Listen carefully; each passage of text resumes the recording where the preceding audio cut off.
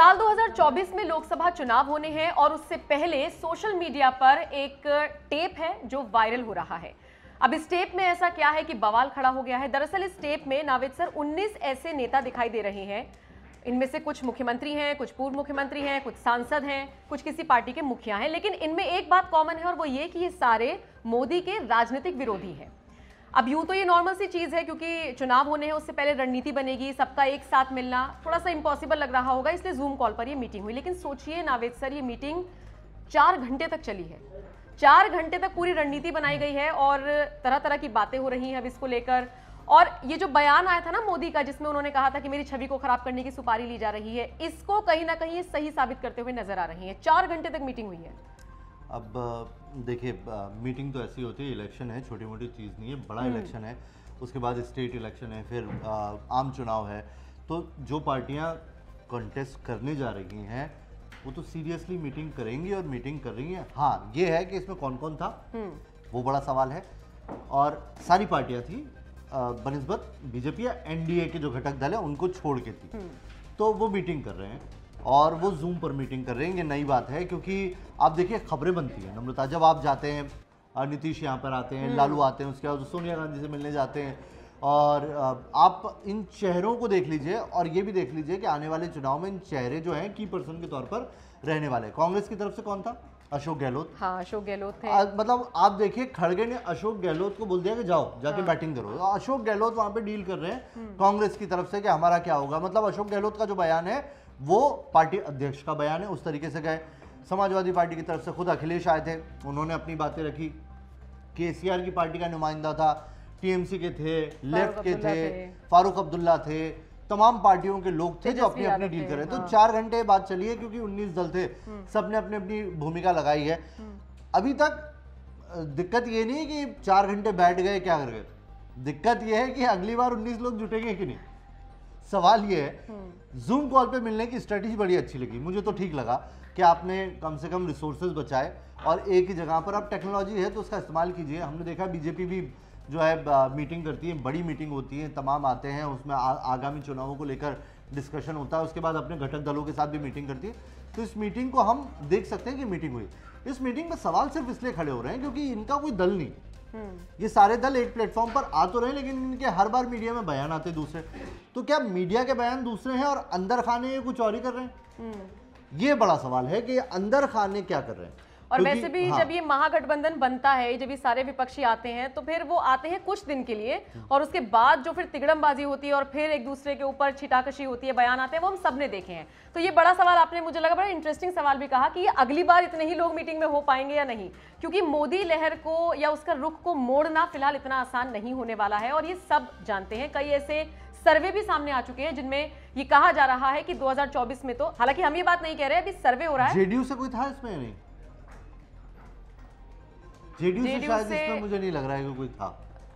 नीतीश तो नहीं थे, इतना क्लियर है मुझे। जो नीतीश सबकी अगुवाई कर रहे थे वो नहीं थे। हो सकता है उन्होंने अपनी पार्टी की नुमाइंदगी के लिए किसी को भेज दिया हो, ललन सिंह या किसी को भेज दिया हो, लेकिन हाँ जो नीतीश नहीं थे। यही नीतीश जो वो हैं जो अभी कुछ दिन पहले हर रैली में कह रहे थे कि अपना दिल खोल के रख दो, बता दो क्या है तुम्हारे मन में, करेंगे या नहीं करेंगे, मैं सबको लीड के, ये टाइम है। कांग्रेस जो है वो डिले कर रही है। उसके बाद राहुल गांधी के सांसदी जाती है।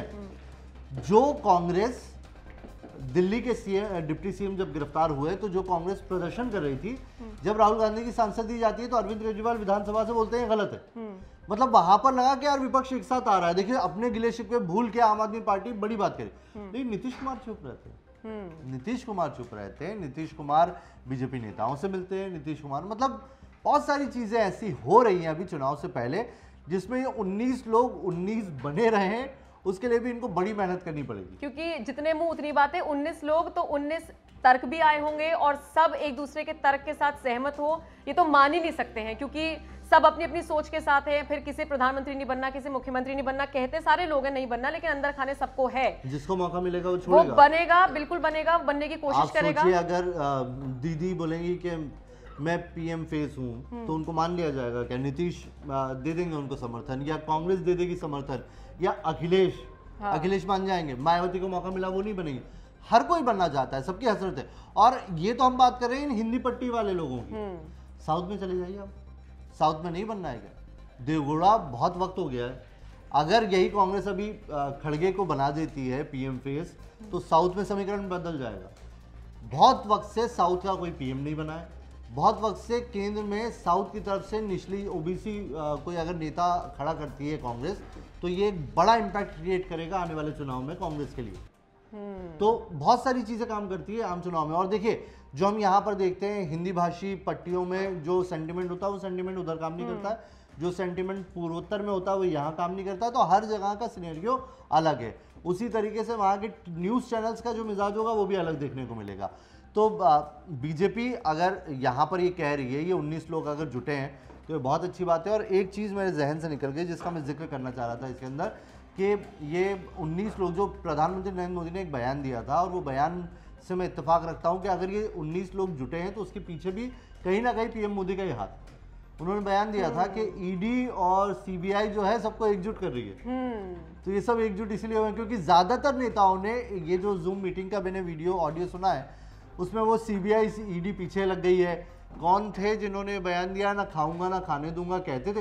हेमंत सोरेन। हेमंत सोरेन बोल रहे हैं कि अभी तक तो पीएम मोदी बोलते हैं ना खाऊंगा ना खाने दूंगा, और अब वो ना काम करने दे रहे हैं ना कुछ करने दे रहे हैं। वही हेमंत सोरेन जिन्होंने अपने खुद के ऊपर खुद मुख्यमंत्री रहते हुए अपने नाम ही एक पट्टा अलॉट कर दिया, और उनके चीफ सेक्रेटरी ने उसके ऊपर दस्तखत किए और वो खुद हेमंत सोरेन ने अपने आप अलॉट कर लिया।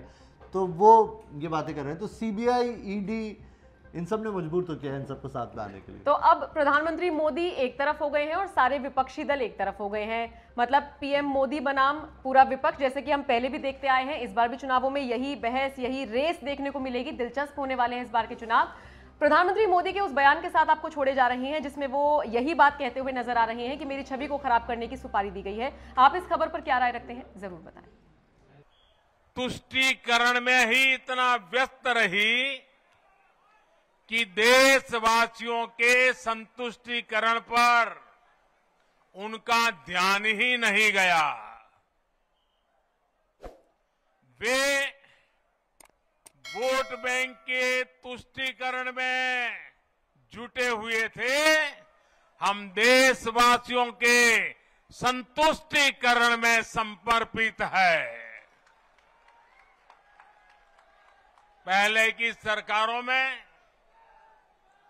एक और बात पर बड़ा जोर रहा, वो देश के एक ही परिवार को देश का प्रथम परिवार मानती रही। देश के गरीब परिवार, देश के मध्यम वर्गीय परिवार, उन्होंने अपने हाल पर ही छोड़ दिया था। इन परिवारों की आशाएं, अपेक्षाएं, उन्हें पूछने वाला ही कोई नहीं था। हमारे देश में कुछ लोग हैं जो 2014 के बाद से ही ये ठान कर बैठे हैं और पब्लिकली बोले भी हैं, और उन्होंने अपना संकल्प घोषित किया है। क्या किया है? उन्होंने अपना संकल्प घोषित किया है, हम मोदी की छवि को धूमिल करके रहेंगे।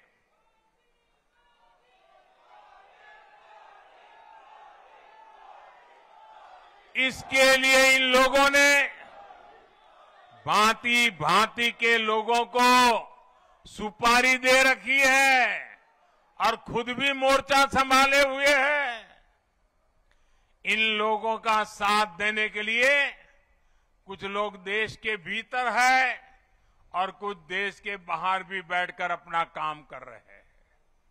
ये लोग लगातार कोशिश करते रहे हैं कि किसी तरह मोदी की इमेज को धूमिल कर दें, लेकिन आज भारत के गरीब, भारत का मध्यम वर्ग, भारत के आदिवासी, भारत के दलित, पिछड़े, हर भारतीय आज मोदी का सुरक्षा कवच बना हुआ है।